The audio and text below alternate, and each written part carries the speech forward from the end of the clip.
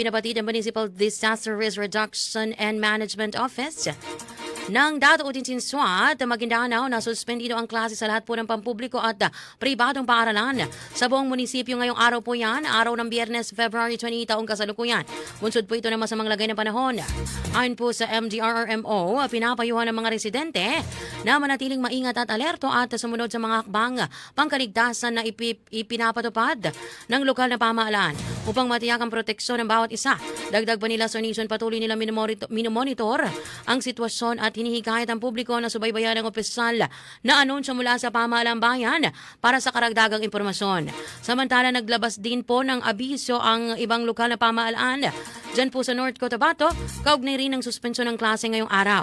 Kabilang po sa mga lugar na nagdeklara ng walang pasok ay ang Magpet, President Rojas, Cabacan, Carmen Antipas, Arakan, Matalam, Kidapawan City, partikular po sa Barangay Sudapin at Lumavis, Midsaya, Palibungan, Pigkawayan. Sir Nison, ayon sa mga lokal na opisyal, pinapayuhan po ang publiko na manatiling alerto at sumunod sa mga abiso ng kanilang pamahalaan upang maiwasan ang anumang panganib dulot ng masamang panahon.